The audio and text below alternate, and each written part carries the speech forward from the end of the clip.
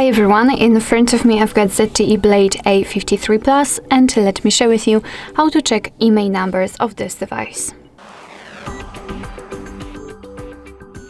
So I'd like to start with the fastest way to check that with the usage of the secret code, and after that I'll show you how to do it using the settings. So let's start with opening the dialer, and we have to enter a short code which is *#06#.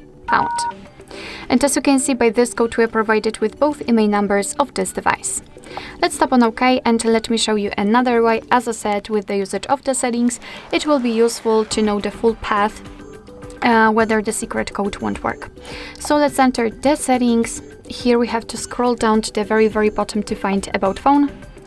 And right here, let's scroll down again to find both IMEI numbers for both SIM slots.